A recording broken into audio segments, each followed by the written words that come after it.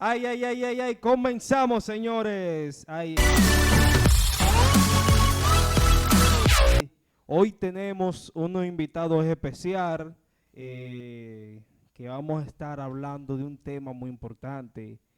eh, Mejor como el ministro Juan Lora, mejor conocido como el Chamay. Amén, amén, amén, amén. Esta cabina está más que bendecida hoy porque está el ministro también, Carlos. Ay, ay, ay. Eso, el Chamay y Carlos están por aquí, que vienen a soltar power por esa, por esa boca, bendiciendo esta cabina. Hoy venimos con un tema muy importante, ¿verdad, ministro Juan Lora? Vamos a compartir una palabra con ese público televidente que está conectado, enfocado cada día más, creciendo A mí esta comunidad grandemente. me gustaría que usted se presente, ministro Juan Lora, Bueno, y como ya el ministro Emerson expresó, mi nombre es Juan Lora, estamos operando en el servicio de ROE, que quiere decir en hebreo pastor, y estamos en la comunidad de Los Blancos, Casa de Restauración. Allí estamos trabajando, llevando la palabra del reino y amén. anunciando el reino del Eterno. El ministro Juan, Carlos también, que está por acá. Amén. Ya como usted dijo, mi nombre es Carlos, adorador por la misericordia del Señor, y sé que el Señor va a hacer algo grande en esta preciosa noche. Amén. Amén, amén. Hoy nosotros tenemos un tema muy importante y queremos ya comenzar con esta etapa en este programa, hablando de un tema que en los últimos años, ministro Juan, ha tenido como mucha, eh, ¿cómo decirle? Resonancia, y lo hemos escuchado hablar de diferentes teólogos en diferentes iglesias, es sobre la iglesia de hoy en día. Pero antes de llegar a la iglesia de hoy en día, nosotros queremos saber el origen de la iglesia cristiana, evangélica, de cómo nació la iglesia cristiana, ¿me entiende? Y hoy tenemos prácticamente, podemos decirle, un doctor en teología, ministro Juan. Usted se acaba de graduar, ¿no? Somos servidores, vamos a bajar un poquito. Usted no, ministro Juan, Somos como humildes, servidores. Somos humildes, servidores. No, siervos. graduados, señores, felicidades. Hace, Amén, hace amén, una amén. semana ya, hace. Amén, gracias. El No, día hace de días mayo, graduado el señor. el día de mayo Claro, graduado. en teología, el ministro Juan. Amén, amén. Carlos y yo estamos en el camino, ¿verdad? Claro. Pero nada, Nada, vamos a adquirir sí, conocimiento hoy y queremos entregarle esta parte al ministro Juan con lo que él va a exponer sobre la iglesia de hoy en día, históricamente y bíblicamente. Resaltando también nuestro hermano Carlos, graduado del seminario Sí, bíblico, sí. graduado también de un liderazgo durante un año, liderazgo efectivo. Sí, Y Carlos está en el camino de la formación académica, está avanzado también, y muy prontamente estará también ingresando a la Universidad Teológica para seguir su transformación académica. Como hablaba bien nuestro hermano Emerson, estaremos hablando bajo el tema de la iglesia de hoy en día. El tópico que vamos a estar tocando en este momento es el origen de las iglesias. Bueno, para nosotros entender o comprender el origen de la iglesia desde la perspectiva histórica, debemos de comprender de que el origen de la iglesia es cuando Yeshua, históricamente Jesús, comienza con sus 12 discípulos, llamados en hebreo Talmidim. Estos discípulos que son el grupo interno del maestro, pero el maestro también tenía un grupo externo. Los grupos externos estaban realizados por 200, por 400, por 70, por 1000, por 1500, por 2000. Había un gran número de discípulos externos, pero el número de los discípulos internos estaba en la categoría número 12. ¿Por qué en la categoría número 12 el número interno de Jesús? Porque el número 12 es el número que representa simbólicamente gobierno. Por eso Israel tiene 12 casas, 12 tribus. Por eso la Nueva Jerusalén también tiene 12 puertas, la cual tiene los nombres de aquellos shaliab, de aquellos escogidos. Sí. Entonces estamos hablando del número de gobierno. Entonces hablamos y decíamos que Jesús, desde la perspectiva hebrea de Yeshua, toma a sus 12 discípulos internos y empieza o inicia su asignación, lo que es anunciar las buenas nuevas. Cuando empieza a anunciar las buenas nuevas, en medio de su ministerio, su abodá, en hebreo, ministerio, la palabra, como acabo de decir, en hebreo, abodá, no tan solamente está relacionada a ministerio, sino a oficio. Por eso, cuando él empieza a hacer su oficio como anunciante del reino de Dios, él toma estos 12 discípulos y le transmite durante 4 años las enseñanzas oral. Durante 4 años. Ok. Ministro Juan, tenemos entendido de que la iglesia como tal nace en Jerusalén. La iglesia primitiva nace en Jerusalén. A partir de ahí es que se comienzan a crear las sinagogas, ¿verdad? Si no es así. Bueno, no podrían utilizar todavía el término iglesia. Para poder entender el término iglesia en la antigüedad o a principio o a mitad del primer siglo de la era común, tenemos que definir la palabra iglesia. Por ejemplo, la palabra iglesia viene de la definición griega eclesias, que significa asamblea, reunión. Entonces, cuando miramos desde la perspectiva griega, la palabra eclesia o tenemos el concepto griego, para los griegos, ¿qué significaba eclesia? Esto significaba un encuentro, una asamblea, una reunión, la cual los ciudadanos griegos se reunían y hablaban acerca de la polis, de la ciudad.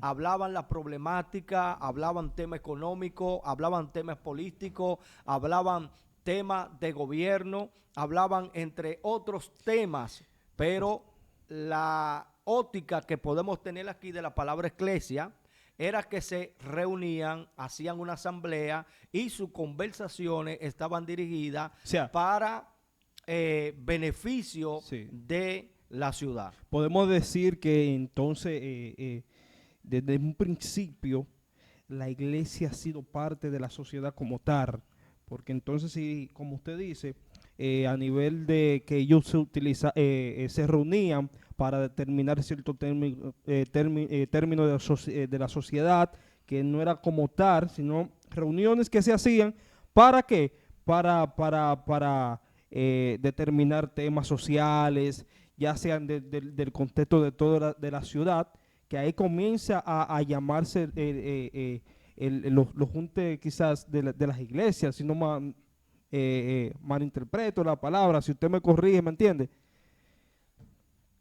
Entonces podemos ver que dentro de este concepto de la idea griega de eclesias, su idea de reunión y asamblea estaban basadas en la mejoría de la ciudad. Pero cuando hablamos ya de lo que es la palabra iglesia en el contexto cristiano, en el contexto religioso, tenemos que mirar, vamos a decirle, 3 perspectivas, que es la perspectiva hebrea, kahal, que significa asamblea, significa congregación. Sí. Tenemos que mirar desde la perspectiva latín, eclesias, que también tiene que ver con reunión, tiene que ver con asamblea, pero las diferencias entre kahal, entre eclesia, entre iglesia, hay una diferencia que dentro de la perspectiva hebrea, ellos se reunían para la instrucción de la Torá, para instrucción de la tefiló, de la oración, y para instrucciones talmúdicas, que estas son enseñanzas de los rabinos ancianos, de los jajamín, de los sabios que colaboraron con el Talmud. Entonces, este tipo de enseñanza, el pueblo judío se reunía. Ministro Juan, escúcheme que le interrumpa. De manera coloquial, ¿qué significa cierta, como el Talmud, la Torá, para las personas que no saben y los televidentes que no están viendo, esos términos hebreos, ¿me entiende? Para que usted pueda decir más o menos qué significa, que quizás nosotros lo entendemos, porque hemos leído cierta parte de la Torá, no de la Torá como tal, pero hemos visto, Transliterada. exactamente, literal. Bueno, cuando hablamos de Torá, hablamos de la intrusión del Eterno. Hablamos, por ejemplo, lo que se conoce como los 5 Pentateucos o los 5 libros entre paréntesis escritos por Moisés, los profetas, todos los profetas, no hay división entre los mayores y menores, sino todos los profetas. Hablamos sobre los escritos, los libros poéticos. Cuando nos referimos a la palabra Torá, es como nosotros decir básicamente desde la perspectiva eclesiástica, el Antiguo Testamento. Ok, Cuando hablamos del Talmud, hablamos de las enseñanzas rabínicas que eran comentarios, eran ideas, eran tradiciones que tenían una importancia, y los jajamín, los sabios judíos, jajamín yaudín, los sabios judíos, escribían estos tipos de comentarios y le eran beneficiarios a los judíos, y por eso seguían las enseñanzas talmudíes. Sí. Bueno, en el libro de los Hechos, habla del día del Pentecostés, ¿verdad? Creemos que de ahí, de esa parte, que comienza las nuevas iglesias. Acuérdense que antes de Cristo y después de Cristo es muy diferente la iglesia. La iglesia antes de Cristo, ¿cuál era la diferencia de esa iglesia a la iglesia después del Pentecostés? Bueno, cuando utilizamos el término la iglesia antes de Cristo, creo que debemos de tener una definición. Que de ahí básicamente de ahí comienza la palabra religión, de religiar, de unión, ¿me entiendes? La palabra religión es una palabra latina, del latín, la cual significa y está compuesta por 2 significados. Religión significa unión con la divinidad. Por eso se llama religare. Religar. Es unión con la divinidad. Cuando hablamos de que la iglesia existió antes de Cristo, ese término, así como la iglesia de hoy en día, la iglesia se forma después de la muerte de Yeshua o históricamente de Jesucristo. Quedan los apóstoles, luego de los apóstoles quedan los Talmidim, que son los discípulos de los apóstoles, y luego de los discípulos de los apóstoles se forman comunidades que se le denominó iglesia por la razón que eran puntos céntricos de reunión, de asamblea, y a ese es el término que se le coloca como iglesia. Eso estamos hablando a mitad del siglo primero de la era común. Estamos hablando en el año 50, en el año 60, al año 65, donde empiezan a formarse pequeñas comunidades, pero hay algo en estas comunidades. Estas comunidades estaban acentuadas en hogares, no estaban acentuadas en templos.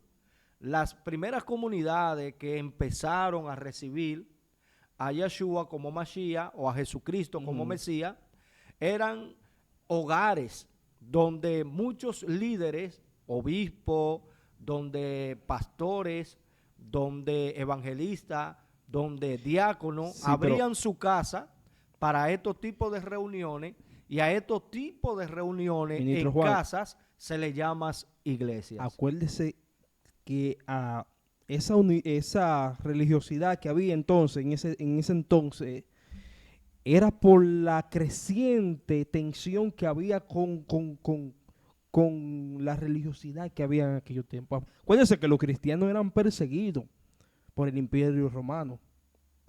Era una persecución que había exhaustivamente por el Imperio Romano en aquel entonces. Bueno, si nosotros hacemos, por ejemplo, una revisión de la historia, debemos de enfocarnos en algo, y el enfoque es la destrucción del sistema levítico. ¿Cuándo se destruye el sistema levítico? El sistema levítico empieza a destruirse alrededor del año 66 de la era común. En el año 66 hay una alteración a los alzas impuestos. El emperador de pasada había aumentado la alteración de los impuestos tanto de Jerusalén como del templo. Y esto llevó a que hubo un levantamiento, y este levantamiento llevó a una guerra, llevó a una batalla, que hasta tal punto esta guerra y esta batalla se efectuó allá en Masar, se efectuó allí, y esta guerra hubo una baja de soldados romanos. Ellos estuvieron peleando durante 4 años, y esta baja que hubo entre los soldados romanos contra los judíos que estaban protestando, estas alzas del impuesto del gobernador de pasada, esto conmovió al general Tito, hijo de Vespasiano, Sí. el emperador. Esto conmovió al general Tito a ir a Jerusalén con su tropa. Entonces, cuando van en el año 70 a Jerusalén con su tropa, la rodean, la sitian y destruyen a Jerusalén y reducen el templo a ceniza. Sí, miren qué dice en este texto histórico, prácticamente, algo histórico, histórico bíblico, lo que estamos impartiendo hoy para cada uno. Dice, el asalto romano, a pesar de la tenaz resistencia judía, las legiones romanas lograron abrirse paso a paso a través de la muralla de la ciudad tras un prolongado asedio y la construcción de rampas. O sea, en aquel entonces las ciudades estaban amuralladas. Exacto. El imperio romano lo que iba era, porque un imperio romano prácticamente de aquel entonces era destruir todo lo que tenía que ver la religiosidad como tal. Simplemente el faraón era como el dios de ellos, prácticamente. Y venir el pueblo judío a decir que hay un Dios, que hay un nuevo renacer, ¿me entiendes? Estaba prácticamente atentando con ese imperio. Y por eso vemos una rebelión como tal del imperio romano hacia la iglesia primitiva de aquel entonces. Debemos de hacer, por ejemplo, un análisis aquí en este contexto histórico. Estamos hablando, por ejemplo, del libro Guerra de los Judíos, escrito por Josefo, un buen escritor judío que vivió en la época.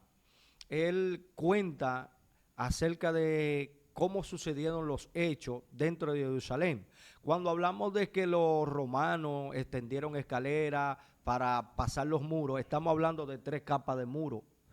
Jerusalén no solamente tenía un muro donde pasaban y los romanos estaban dentro de Jerusalén. No, Jerusalén estaba rodeada, tenía una primera capa, luego de esa capa había que caminar una distancia, tenía una segunda capa, luego de esa segunda capa estaba Jerusalén en la tercera capa. Entonces vemos que ellos por eso duraron todo ese tiempo para poder llevar y a reducción tanto de Jerusalén y destruir lo que es el templo. Ahora, cuando hablamos del colapso del sistema levítico, es importante entender esto. ¿Por qué es importante entender esto? Cuando el templo es destruido, que los judíos son esparcidos, ya lo que es el contacto con Dios o la litúrgica religiosa cesa, deja de tener vigencia por el sentido de que el sumo sacerdote no podía operar,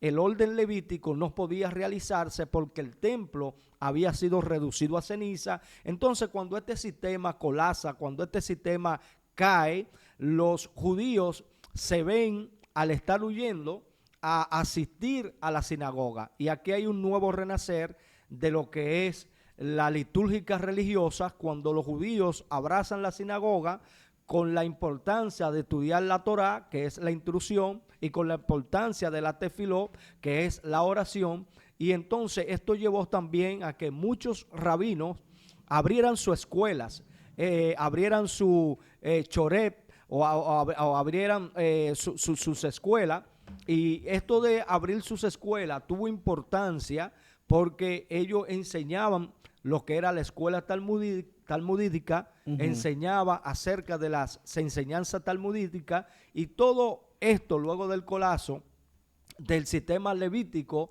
trajo un nuevo renacer, y aquí es que donde yo quiero que entendamos, trajo un nuevo renacer concerniente a lo que es la perspectiva religiosa, que ahí es donde los discípulos de Jesús, donde los shaliab, los apóstoles, los enviados de Jesús, toman partida y empiezan a unificarse como asamblea, como hogares donde compartían la palabra, porque ya el centro de la religiosidad, que era el templo, en el año 70 fue destruido por el general Tito, y este sistema levítico, al caer, abrió una partida donde estos judíos que se esparcieron y estos discípulos del maestro tomaron también la partida de anunciar a aquellos que se habían esparcido de que Yeshua era el Mesías.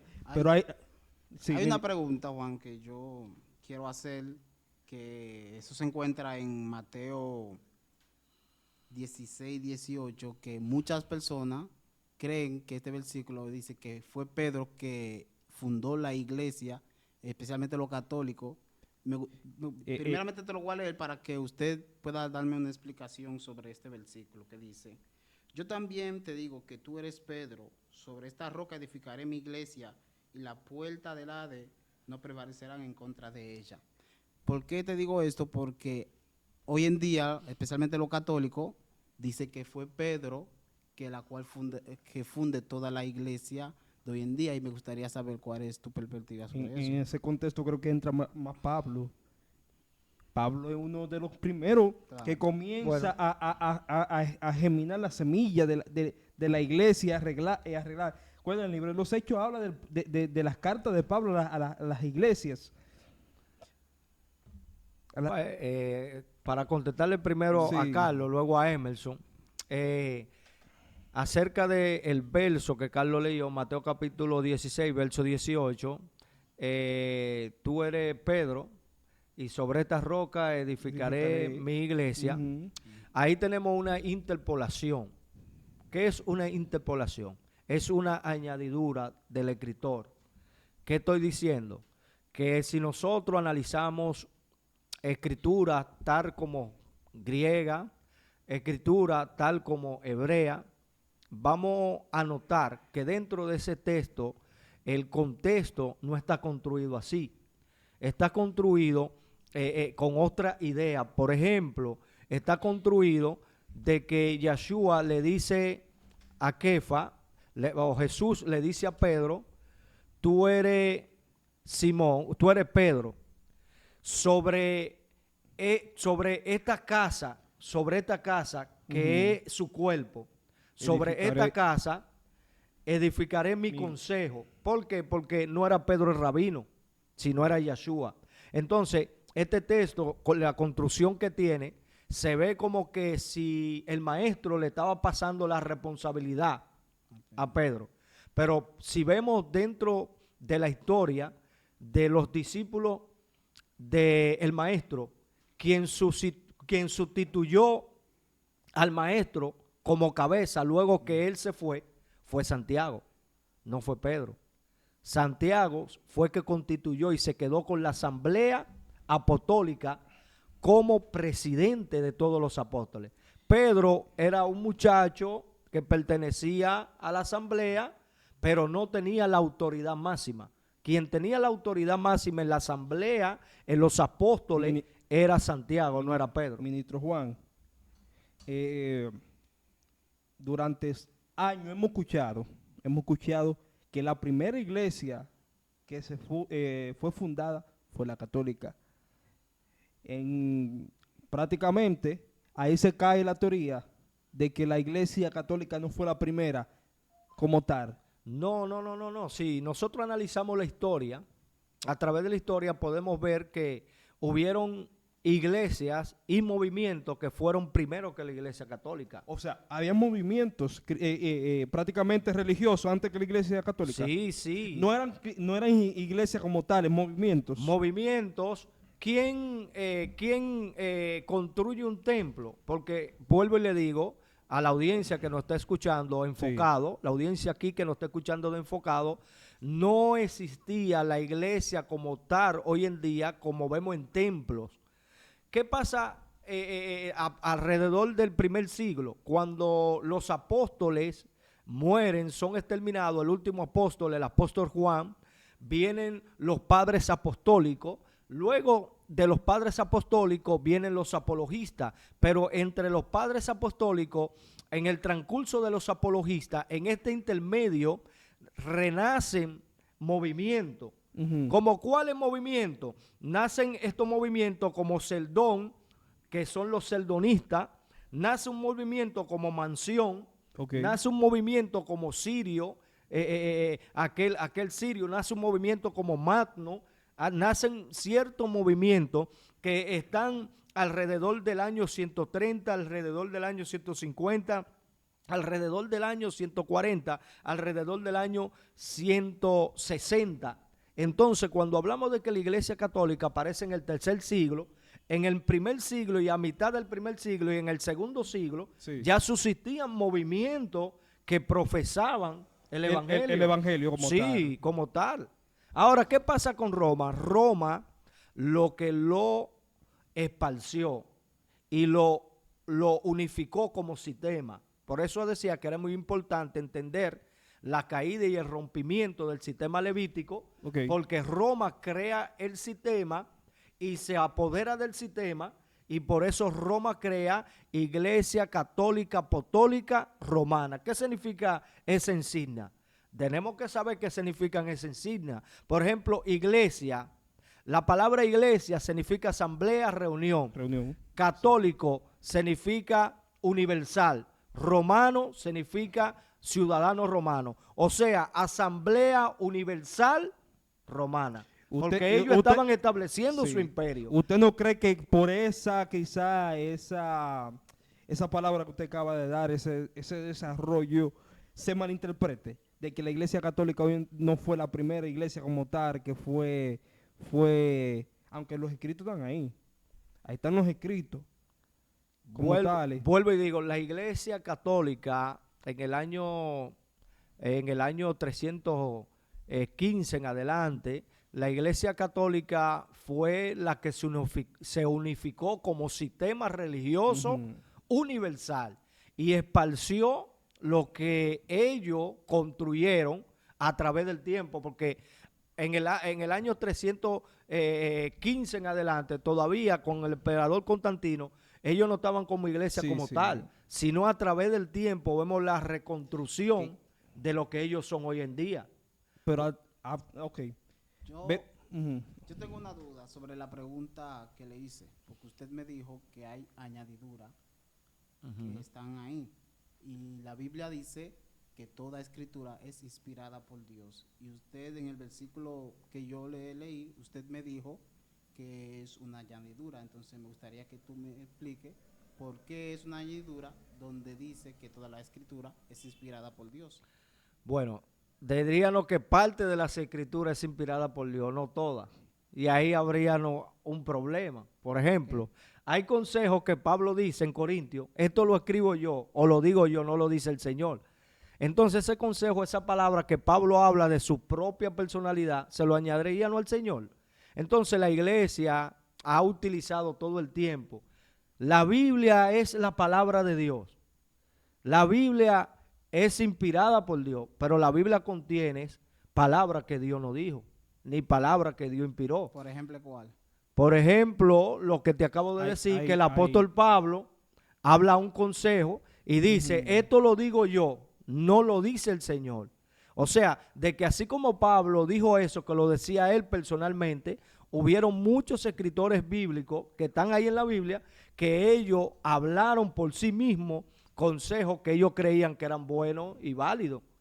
Y lo escribieron y lo pusieron ahí. Y lo pusieron ahí. Bueno, en resumen, hemos visto un poco de la historia, el contexto de la iglesia. La iglesia de aquel entonces, prácticamente, vemos un cambio, vemos una gran diferencia de ser perseguida por el Imperio Romano. Vemos cómo se va esparciendo, como el apóstol al Pablo comienza también a tener participación en las crecidas de las iglesias como tales. Pero vemos en esa parte un sistemas religiosos como tales. Comienza divisiones de las iglesias por la diferente quizá ideología que tenían en aquel entonces. Podemos ver que comienza a crearse la católica, la iglesia evangélica, la iglesia qué sé yo. ¿A qué se debió entonces ese rompimiento de ser la iglesia perseguida, de unirse en sinagoga, a comenzar a ser un sistema religioso como tal? Bueno, vamos a empezar por entender algo. Y Dios mío. vamos a entender lo primero. Vamos a entender a Ray Shaul, reconocido en el cristianismo como el apóstol Pablo.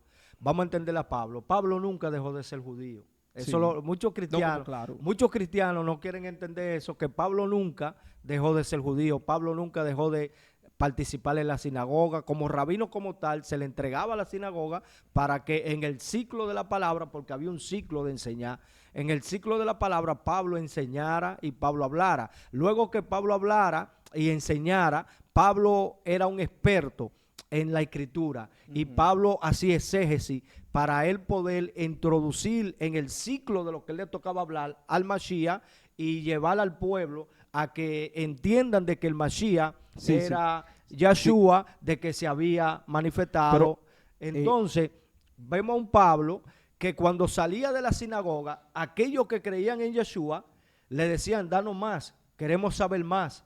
Entonces ahí era donde Pablo aprovechaba y iba a uno de los hogares de ellos y construía lo que hoy en día nosotros denominamos como iglesia. Pero el rompimiento de ministro Juan de la iglesia como tal, ese rompimiento religioso de que tú eres católico, de que tú eres mormón, ¿cuándo empieza? Bueno, ya ahí ya estamos hablando del rompimiento de la iglesia, estaríamos hablando del siglo XVII, siglo XVIII, estaríamos hablando por los lados, aunque hubieron otros. ¿Usted no cree, ministro Juan, que la misma persona de aquel entonces que tenía el evangelio como tal, acuérdese que el movimiento como tal, religioso, evangélico, apostólico, comienza en judaísmo, en Judea como tal, pero llega en un momento a través de Pablo a Grecia. Allí estaban los filósofos de aquel entonces que comienzan a crearse quizá prácticamente historia o teología como tal, y de ahí, a partir de ahí, comienza un rompimiento de la religión, acuérdese que a pesar de todo, el evangelio ha venido teniendo muchas, prácticamente, podemos decir, queriendo ser quebrantado durante hace mucho tiempo. Podemos decir que el rompimiento o las divisiones o la diversidad de denominaciones es algo, es un conflicto que ha existido todo el tiempo. Por ejemplo, podemos ver en Corintios que se halagaba a Apolo, se halagaba a Pablo y a otros ciertos predicadores. Y Pablo dice, Apolo regó, Pablo sembró, pero el crecimiento lo da el Eterno. Podemos ver que dentro de la estructuración de lo que es la organización de los discípulos, de los apóstoles, siempre hubo desacuerdo, porque aún Pablo dice, porque hay otros que han entrado al redil, pero sabemos que no pertenecen al redil. O sea, vemos que desde un principio, desde la época apostólica, siempre hay gente que se han filtrado y han llevado su propia perspectiva, han llevado su propio mensaje, han llevado su propio fundamento. Ahora bien, en el tiempo que nosotros estamos viviendo y en la época pasada, mucha gente le dieron la medalla o el trofeo de reformador a Martín Lutero. Pero antes de Martín Lutero, hubieron muchos reformadores que no estuvieron de acuerdo con el sistema católico. No estuvieron de acuerdo con los dogmas, no estuvieron de acuerdo con la doctrina, no estuvieron de acuerdo con la indulgencia, y ellos dijeron, basta ya, esto no es lo que la palabra enseña. Nosotros renunciamos, porque acuérdate que en aquella época el catolicismo era obligatorio. Era o lo aceptas o te mueres. O te mandamos a la hoguera, decimos que tú eres un hereje, que tú eres un brujo, te consumimos, te matamos y salimos de ti. O tú aceptas el catolicismo y eres católico. O sea, que era algo a la fuerza, porque el catolicismo dentro del Imperio Romano, y al unirse al poder político, se convirtió en una fuerza destructora. Exacto. Y perseguía, y todo aquel que quería identificarse diferente que el catolicismo empezó a hacer su denominación. Llega el cristianismo a Europa. Martín Lutero como tal, nuevo renacimiento, Alemania, ¿me entiendes? Comienza a germinar y a irse ya a trascender a los continentes, las iglesias como tales. Martín Lutero teniendo prácticamente un rompimiento, porque lo que tengo entendido era sacerdote. Sí. No, era sacerdote, sí. Y el cual comienza, y por los dogmas que existían, por los dogmas quizá, o la diferente ideología, él rompe. Por las indulgencias. Indulgencias de ese entonces. Pero, ministro Juan, entonces, ¿qué podemos ver? La iglesia, la iglesia de aquel entonces, a la iglesia de hoy. ¿Cuál ha sido la gran brecha y cuál ha sido la diferencia para casi terminar con esta gran enseñanza que hemos tenido? La diferencia de la iglesia bíblica, podemos decirla así, para no decir la iglesia primitiva, porque tendríamos que definir cuál es la iglesia primitiva, si es la de los apóstoles, si es la comunidad de Pablo, si es la que creció luego de Pablo. Pero la iglesia bíblica que tenemos en el libro de los Hechos es una iglesia que se basa en los atributos y en los dones. Se basa en una manifestación, se basa en un amor genuino, se basa en un compartimiento común, se basa en una coinonía, se basa en un cuidado, se basa en no solamente pronunciar las palabras, sino demostrar lo que se anuncia. Por eso vemos una iglesia con éxito. Dice que todos los tenían en común, todo era unánime, todo era compartido. Nadie se hacía decir que era suyo propio lo que tenía, sino que era compartido con todo. Aún personas vendieron sus propiedades, vendieron todo, los dieron a los pobres, porque ellos entendieron de que el reino de Dios se había materializado en ellos. Entonces, cuando ellos entendieron de que el reino de Dios se había materializado en ellos, entonces ellos activaron los dones y los atributos de Dios en la vida de ellos. Pero hoy en día los dones y los atributos de Dios parece que están desactivados. La diferencia es que vemos iglesias tirándose una con otra, vemos pastores. Vemos más un movimiento prácticamente de tiradera en las iglesias de hoy. Vengo con el fuego santo. Vengo con el fuego ¿Usted santo, cree, ministro Juan, que lo que estamos viendo hoy prácticamente en las iglesias, acuérdense que hablamos de una iglesia primitiva que a pesar de tener sus dogmas, tuvieron una división? Hoy como en día vemos que lo de la sana doctrina, los modernos, los RT.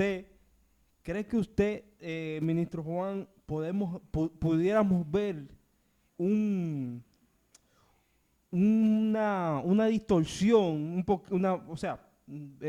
quiero que me interprete lo que quiero decir, una pequeña distorsión porque prácticamente creemos en Dios, creemos en Jesús, creemos de que hay un cielo, de que hay un infierno, pero nos divide ciertas ideas y creencias ideológicas, siendo prácticamente o estando dividiendo el cuerpo de Cristo como tal. La iglesia de hoy en día, como tal, el evangelio como tal, se ha aferrado al verdadero principio del evangelio como tal, que ir por el mundo y predicar de la palabra de Dios, de amar a tu prójimo como a ti mismo, y no estar cada uno con una tiradera de que utilizamos esto, de que somos esto, o de que prácticamente lo que estamos distorsionando lo que es el principal objetivo del evangelio, que es amar como a tu prójimo a ti mismo e ir por las almas que son perdidas. Hay lo que es una apariencia, pero la apariencia que hay de lo que es la iglesia como tal no es una apariencia verdadera. Para nosotros poder identificar si es una apariencia falsa, tenemos que utilizar el lente de la palabra.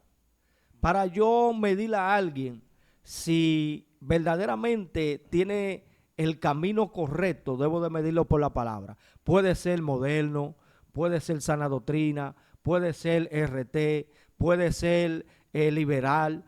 Yo tengo que ponerme el lente de la palabra, de la escritura, mirar su fruto, mirar su andar, mirar su mover, su forma de él convivir, si todo lo que él hace, lo hace conforme a la palabra, porque el desenfoque es que nos hemos enfocado en las denominaciones, pero no nos hemos enfocado en la palabra, en la vivencia de la palabra. Entonces, hoy en día, cuando tú haces la comparación, la iglesia de hoy y las iglesias bíblicas, hay una diferencia muy grande.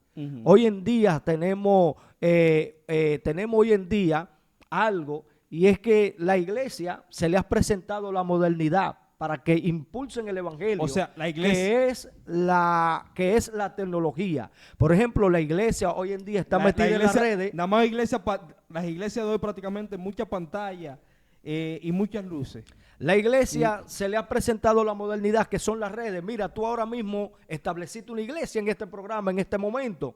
Entonces, la iglesia que somos nosotros debemos de llevar palabras de restauración, palabras de esperanza, palabras de sanidad, palabras de liberación, palabras de transformación. Pero, ¿qué ha hecho la iglesia? No ha sabido aprovechar. Han tirado los trapitos han tirado los trapitos al sol. Se han sacado cada uno los problemas, las debilidades. Entonces, cuando yo veo una debilidad en Carlos, la debilidad en Carlos no es para Dios criticarlo. La debilidad que yo veo en Carlos, Dios me la permite ver. Escucha esto, tú que siempre vives hablando de lo demás. La debilidad en Carlos es para que yo me corrija.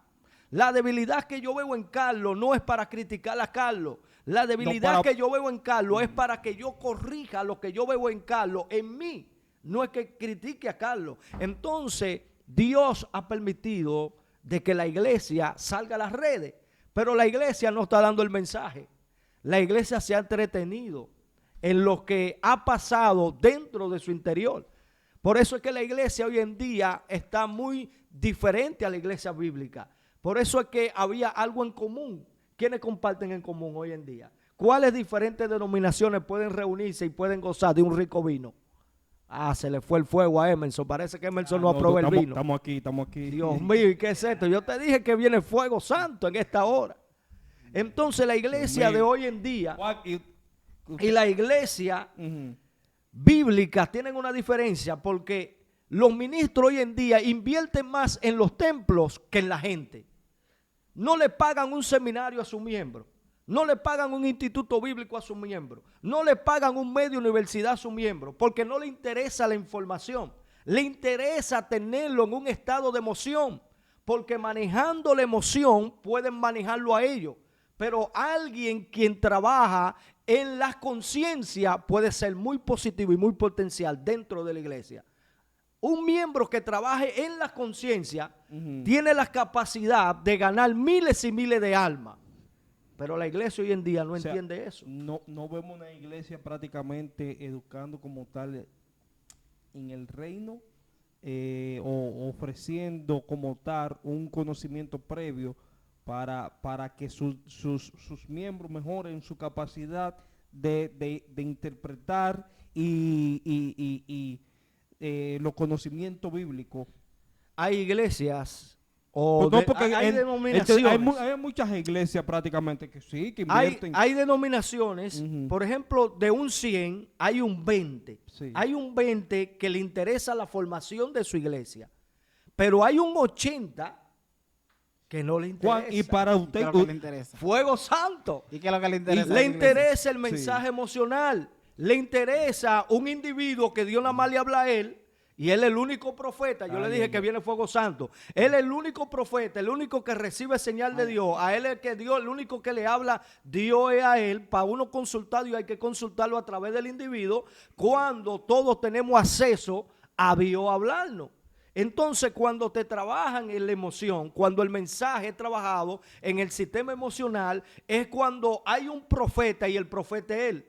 Pero ese profeta no hay una escuela profética. Ese profeta no pertenece a una dinastía profética. Hemos visto- Ese profeta no tiene una formación profética. Alaba. Como se forma un profeta, pero la iglesia lo ha determinado un profeta porque ha adivinado una cuanta cosa. O sea que hay muchas iglesias llamando personas profetas sin tener el don profético. Hemos visto Pero Emerson, congregaciones, ministro Juan, oiga, congregaciones con escuela hasta de hablar lengua. Con escuela hasta de hablar lengua. Acuérdese, la Biblia dice que estamos en los tiempos finales. vendrán falsos profetas, falsos apóstoles, que dirán: Señor, Señor, en tu nombre echamos fuera demonios, hicimos esto. Hay de aquellos que saben hacer lo bueno, dice la Biblia, y no lo hacen. ¿tú crees, Emerson, que si la iglesia utilizara la regla y la norma que utilizó Israel, que es si alguien se levanta en el don profético y profetiza algo y no se cumple, el tal profeta muera? Ay. Vamos al ministro Carlos. Por Yo acá, creo estamos. sobre los profetas de hoy en día. Yo creo que la iglesia hoy en día es parte de que haya falsos profetas hoy en día. Porque, por ejemplo, me voy a poner yo de ejemplo. Si viene un profeta a profetizarme algo y yo sé que estoy mal delante del Señor, ese profeta no puede venir a profetizarme bendición donde estoy mal delante del Señor. Él lo que tiene que profetizarme, que así dice el Señor, que te arrepientas, que te endereces porque tú estás caminando mal. Y hoy en día lo que vemos que la gente hace, sabiendo que ellos están mal, pero ellos le profetizan lo que a la gente le gusta. Sabiendo que están mal, como quiera ellos dicen, Dios me habló, pero sabiendo en su interior que está mal. Y yo entiendo que Dios no puede darle bendición a un hijo sin antes alinearlo para que esa bendición le pueda llegar. Esa persona, Dios tiene que enderezarte primero y luego que te endereza, esa bendición Él te la da. Estoy correctamente de acuerdo contigo. El profeta de hoy en día, ya que estamos hablando la iglesia de hoy en día, y esto es parte de lo que está sucediendo en la iglesia hoy en día. Muchas veces el profeta moderno de hoy, no hay una corrección, no hay un retorno a volver a Dios, no hay un retorno del temor, no hay un retorno a volver a practicar las palabras. Lo que hay un mensaje emocional. Dios te va a bendecir, esta es tu mejor temporada, Dios está contigo, tú vas a recibir ensanchamiento, hay una visa que tiene tu nombre. ¿Por qué? Porque te tienen que trabajar con la emoción. Aunque tú estés en pecado, aunque estés en fornicación, aunque estés en adulterio, aunque estés jugando tu quiniela, que no es pecado, Dios mío. que no es pecado, usted jugar su quiniela. ¿Usted juega su quiniela, Juan? Yo te dije que fuego santo. ¿Usted juega su quiniela? No la practico, pero vemos dentro de los términos bíblicos que hubieron suerte, que tiraron los que este tipo de hecho, la suerte, y hoy en día también la gente tira su suerte. ¿Me entiendes? Entonces, vemos, tiran su suerte. Claro, nadie sabe, varón, si usted tira Jeremías capítulo 33, verso 3, acompañado del profeta número 7 y usted pega esa tripleta. ¿Usted está de acuerdo con Cristiano juega su quiniela? No, no vamos a mandar a los cristianos a jugar. No vamos a caer en ese Yo sé gancho. que no es pecado. No vamos a caer en ese gancho. No, Porque ya, no. ya es un gancho que si yo estoy de acuerdo lo voy a mandar a jugar. No jueguen. No, Si usted no tiene el control, el dominio, no jueguen. no. Seguimos no, aquí. No, La iglesia, ¿cómo que no juegue? No jueguen, no jueguen. la iglesia no, de no hoy lo en día. hagan. Pero oye, ¿qué ha hecho la iglesia de hoy en día? Sí. La iglesia de hoy en día se ha corrompido tanto que tienen verifón dentro de la iglesia. Por si usted no llevó la ofrenda, usted la deposita electrónicamente. ¿Qué es lo que está pasando hoy en día? Dios mío.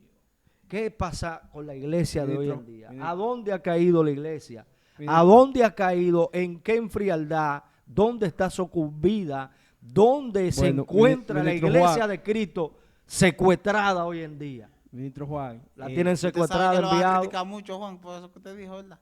Yo estoy dispuesto a la crítica. Bueno, ministro Soy Juan. real. Ministro Juan, vamos. Ellos van a criticar por los números porque es demasiado fuego. Ellos no van a poder con ese fuego.